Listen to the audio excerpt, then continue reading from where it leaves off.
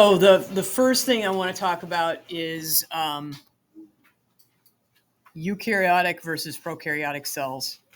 One more time, just to get that straight. And remember, prokaryotic cells are going to be the ones that are simpler than eukaryotic cells. But all of these things, all cells, all living things have at least one cell, and that cell has to have these things in it. It needs to have a plasma membrane. It needs to have a semi-fluid substance called the cytosol. And for our purposes, these are going to be synonymous: cytoplasm and cytosol. Cytosol is actually the liquid portion of a cell, and then the stuff that's inside of there is the cytoplasm. That's the chunky stuff. Okay, so the cytosol is the liquid, the cytoplasm is the chunky stuff, and the cytosol together. Both prokaryotic and eukaryotic cells have it, so it's not going to be it's not going to distinguish anything. Prokaryotes also have genetic information, as well as eukaryotes. They have at least one chromosome. And then they have these things called ribosomes that are going to make proteins for us. So prokaryotes, they don't have a nucleus. They are pretty simple. They don't have any membrane-bound organelles. That'll be a huge distinction between prokaryotes and eukaryotes. So if something says in the description, it's talking about a new cell is discovered that has a endoplasmic reticulum or a Golgi apparatus or a mitochondria, any of those organelles, you know right away it's not a prokaryote. So if it's not a prokaryote, you know certain things about it. Then we know if it's a eukaryote, you know certain things about it. Or maybe I say instead it has a nucleoid. It has an area where there's DNA, but there's nothing around it. So right away you know, okay, then if it has that, then I know some other things about it as well. Aaron. Don't they have to have ribosomes though? They do, and I feel like that's here somewhere, but maybe it's not. Okay, let's put that down there because that is an important distinction, and I want to make sure that you know that. Oh wait, yes, they do. Yeah, so prokaryotes do have ribosomes. Yeah, sorry, my bad. It is up there. I was like, wait. Yeah, so they have a plasma membrane. They have nucleic acid, but they don't have a membrane around the nucleic acid, and they have ribosomes. When we get to some of the organelles, we'll talk about how a lot of the things that a prokaryote has to accomplish, because it still has to do things like produce energy. And it's like, well, how does it do that? It doesn't have a mitochondria. A lot of those things get taken care of by the plasma membrane. There are ways that the plasma membrane can function that can make it act like a lot of the organelles do, but it doesn't have any of the organelles to do it for it.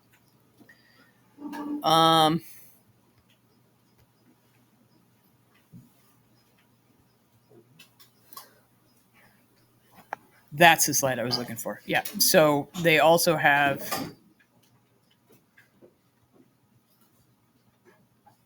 ribosomes. So it said in the last one, but it doesn't say it here.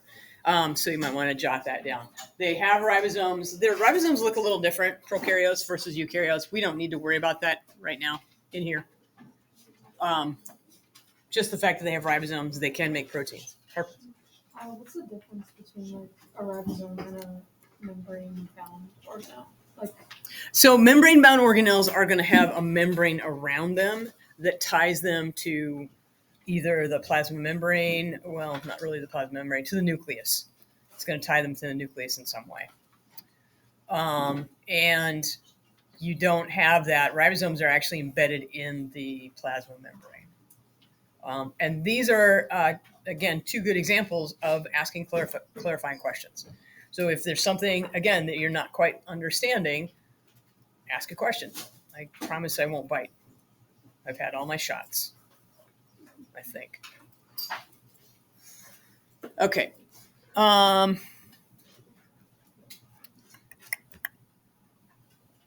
Eukaryotic cells are usually bigger. They have DNA in a nucleus. They have membrane-bound organelles. They have a cytoplasm, but they have a cytosol too. The cytosol is part of that cytoplasm. Okay, so again, cytosol and cytoplasm, really same thing.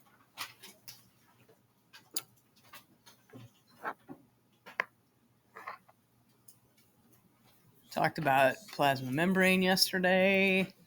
I wanted to go over this one a little bit more. So back to surface area again. I was just going to draw out.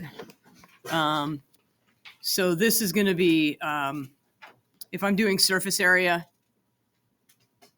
is just going to be the height times the width times the number of sides.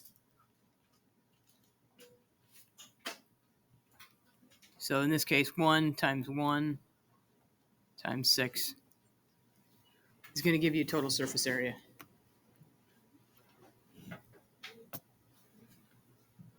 For volume, it's going to be height times width times length, or length times width times height, however you want to say that. So it's 1 times 1 times 1. Here for the 5 centimeter, it's going to be 5 times 5.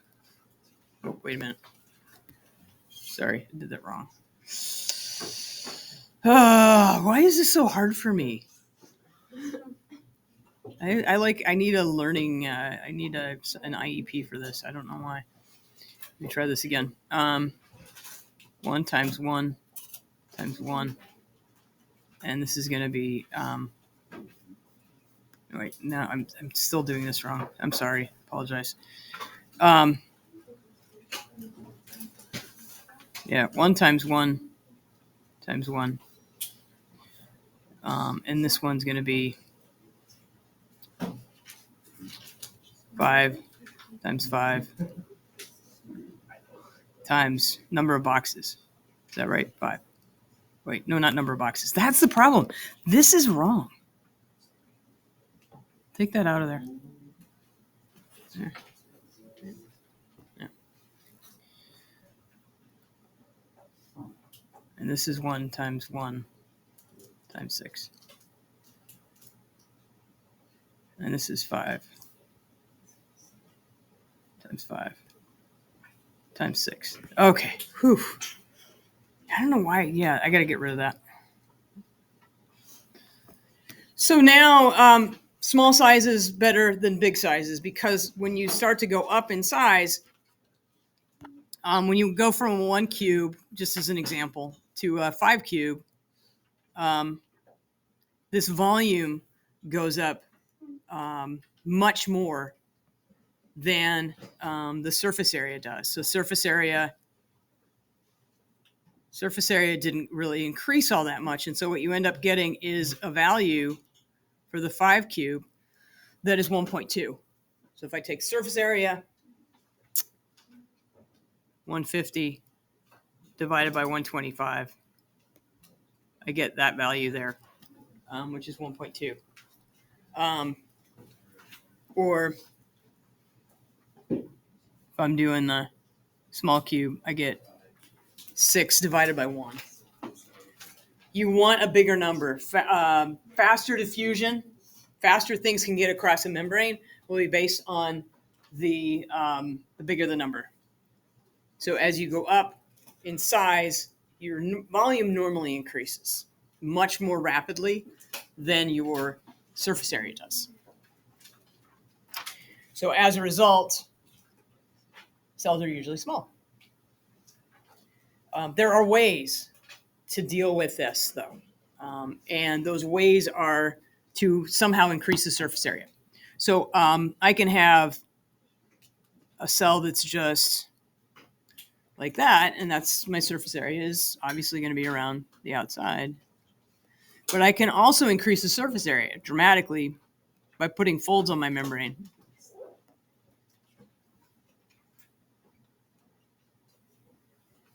So we're going to see places in the body where that's happened, where they've dramatically increased the surface area.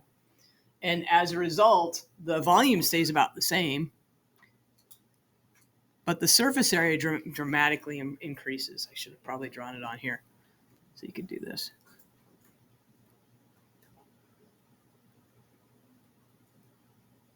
So my volume is going to stay the same, but now I've increased the surface area. So that's a way to deal with, actually it doesn't usually increase the size of the cell, but what it does is it increases diffusion. And you see that like in the lungs where it's really important to get a lot of oxygen in. You see it in the digestive system where it's important to absorb all the maximum nutrients out of the intestine and into the body. And we'll talk more about that as we go on. Any questions on that?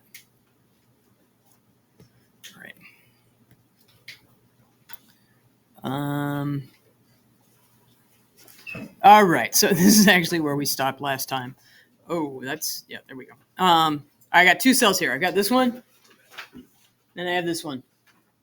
Which one's an animal cell? First one? Why? You're right. Because it's a circle, right? What does that mean if it's a circle? It's not square, but if it's square, what does it mean? What does it have? Cell walls. Cell walls. Yeah, it has cell walls. This one has a cell membrane only. Come on. How many times do I have to hit you? There we go. But it has no wall, and the walls are, they're going to be square, or they may not be a square. They may be rectangular or something like that. But it's pretty blunt. The edges are blunt. Other things that you can look at,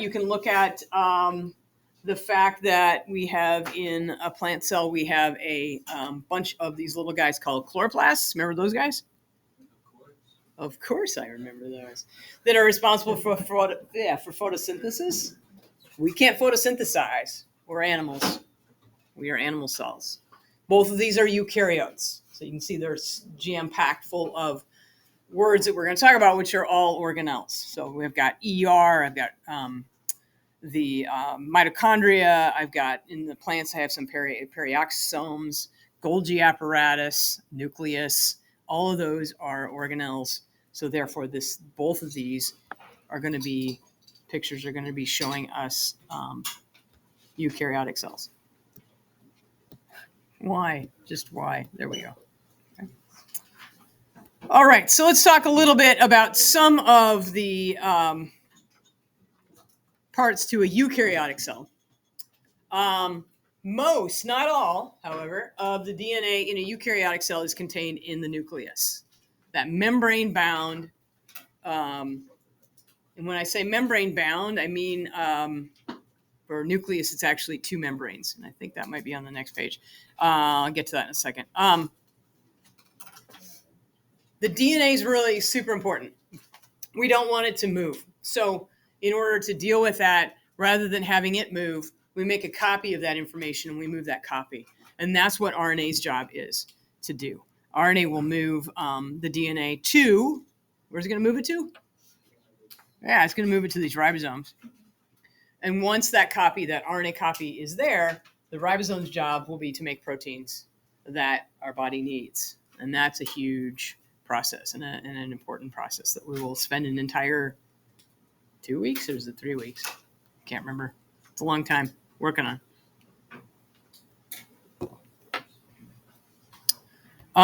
Back to the nucleus again. The nucleus contains most of the cell's genes and is usually the most conspicuous. In other words, when you look at it, if you're looking at a slide of a cell, you're probably right away, the thing that's really going to stand out the most is going to be the nucleus. There is a membrane that goes around the nucleus, and it's called not the nuclear membrane, which would be too obvious. They make it the nuclear envelope, and that keeps the nucleus and all the DNA inside of it separate from the rest of the cell. The nuclear envelope does have a double membrane. That means that there's two layers of lipids. So just like the cell membrane has a double layer, so does the nuclear envelope. And I don't think I had that bolded on your notes, but I bolded it because it is important.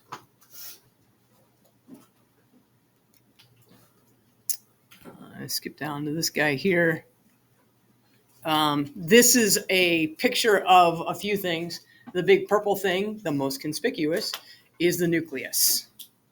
And then if you look at it in a little more detail, you can see that there's these squiggly lines everywhere. That is the DNA all unwound. And it is, when it's unwound like that, it is called chromatin. This is the nucleus going around the outside here. Oop. There's a darker spot on the inside here. So usually you'll see a nucleus, and then within the nucleus you'll see an even darker spot. That's called the nucleolus. I'm going to explain what these guys are in a second. Then you also have, if you look at this picture, they've blown it up. You have little pores. You have little holes, little openings on the nucleus called nuclear pores. Because even though it's a double membrane and we don't want most stuff like the chromatin to get out, we do want some things to get in and out. For example, we want the mRNA to be able to get out, right? That's got to makes a copy, and then it's got to travel out to the ribosome. Well, in order to do that, it's got to get out some way. It gets out through those nuclear pores. We also have this thing in blue here. It's long and flattened. That's called the endoplasmic reticulum, the ER. We'll talk about that later as well. I don't think you can actually see it on this picture, and I'm sure you can't see it on your notes, but there's little dots on here. Oh, wrong button. And those dots are those are the nuclear pores. They're really small. Your textbook would have a much better picture of it. You can actually see it bigger here. Almost look like honeycomb there.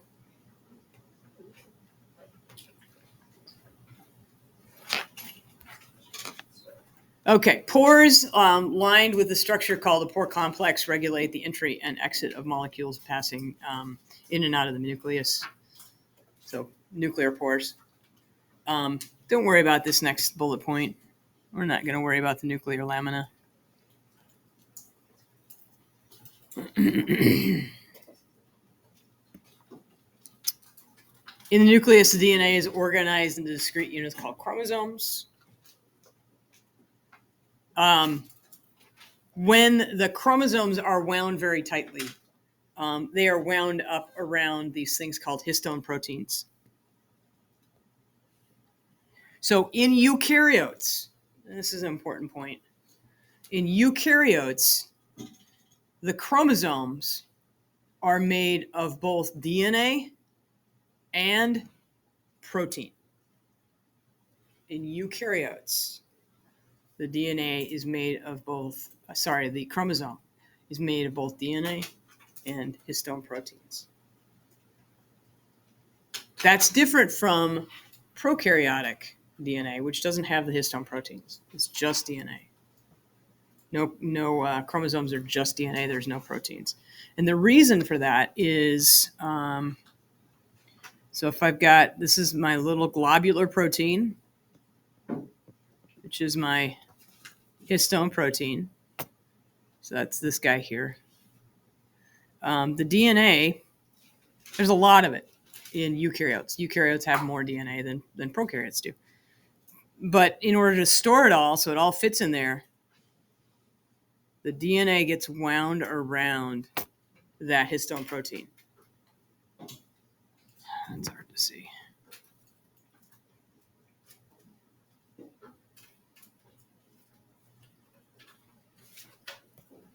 Okay. A little bit better. Because it was all unwound and there was no way to wind it up like that around something, you wouldn't be able to store it. So you have to be able to put it into a nice compact place, and those proteins are responsible for that. Chromatin will condense into chromosomes as a cell prepares to divide. Just imagine if you've got long strings everywhere and you're trying to divide up a cell into two cells, and all these strings are getting tangled. It would be a mess. So they condense, they coil up around those histone proteins very tightly right before a cell goes to divide and make another copy of itself. So you've got two cells.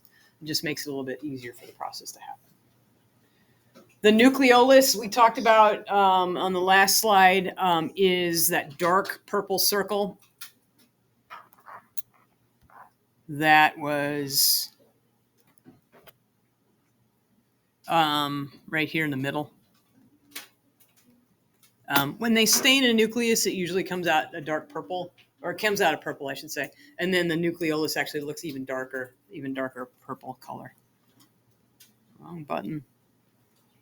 So the nucleolus's job is going to be to actually make ribosomal RNA.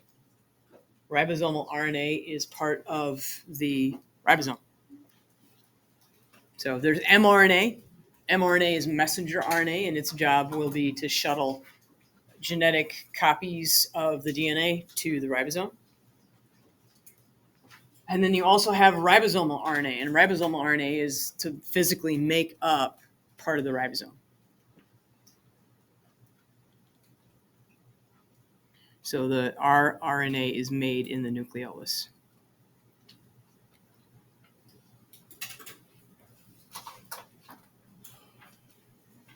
Ribosomes are next on our topic list. Ribosomes are made of two things. They're made of rRNA, so that ribosomal RNA, or rRNA,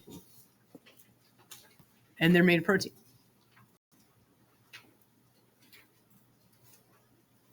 Ribosomes are responsible for making proteins, so they're involved in protein synthesis. It's also called, you'll also hear it called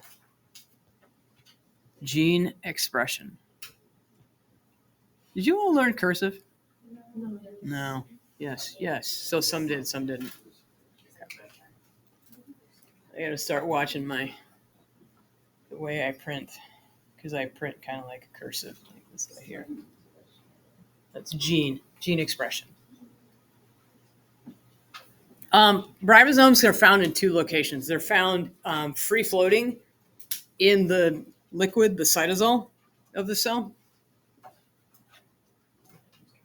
And then there's some that are bound or attached to the thing, one of the other organelles called the endoplasmic reticulum. Or they can actually be attached to the nuclear envelope. But they're not free floating. They're not just kind of floating in the liquid. They're attached.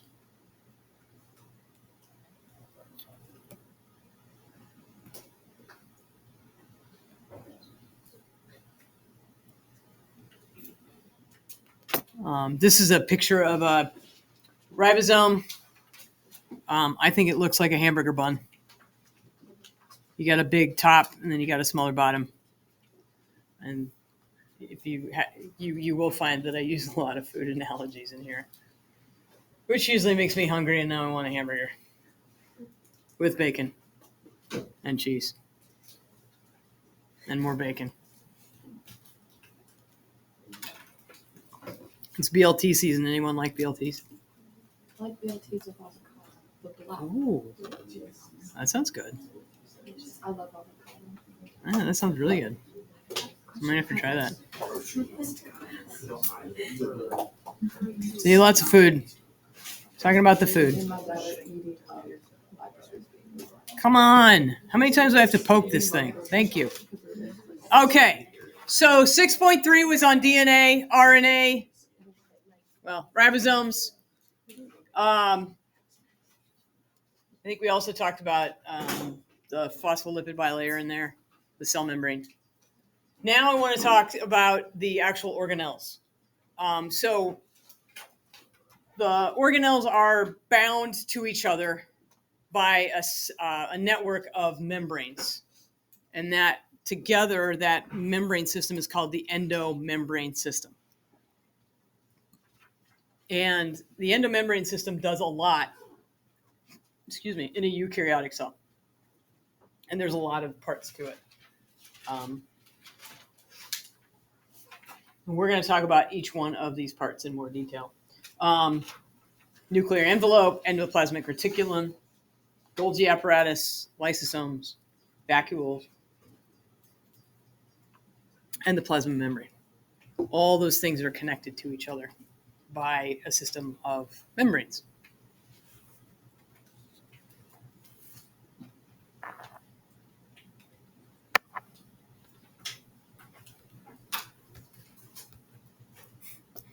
Okay, endoplasmic reticulum.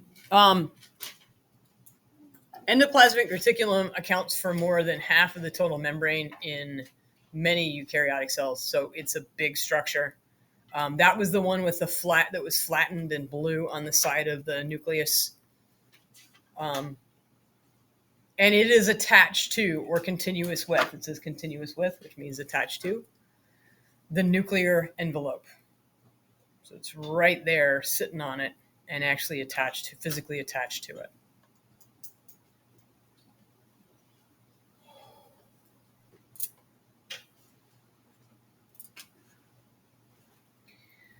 There are two types of ER. There are those that ER that does not have anything on it, and so we call it smooth.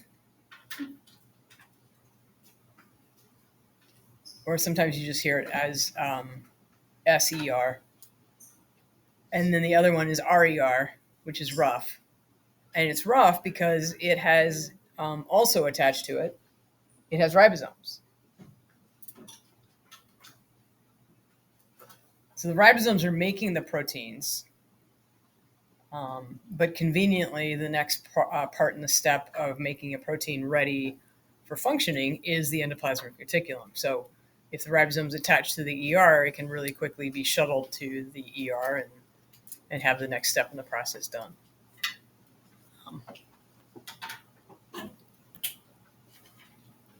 Here's the ER. They've cut away the nucleus.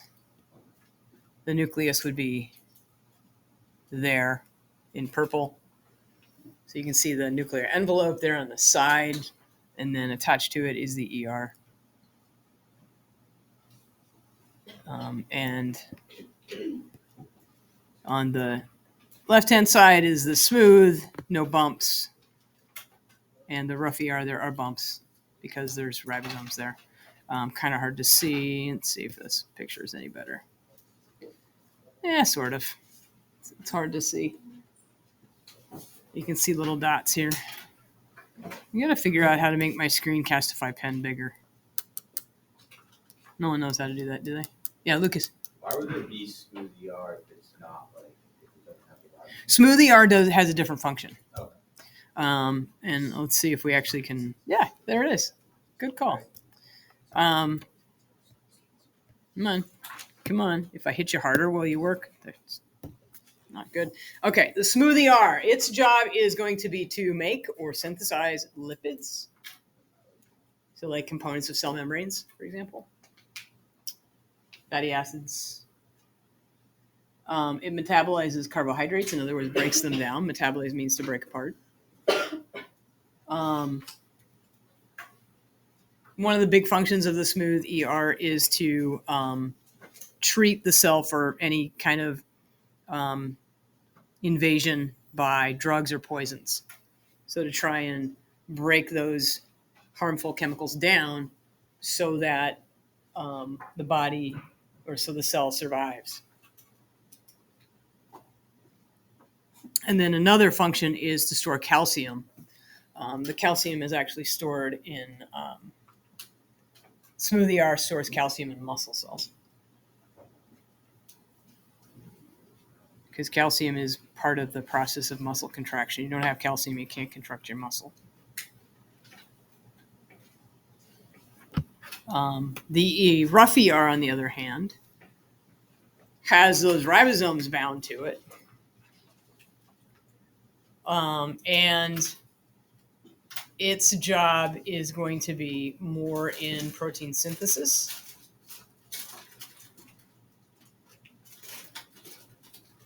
And transporting proteins to where it needs to go. In order to transport a protein, so if a protein gets made by the ribosome,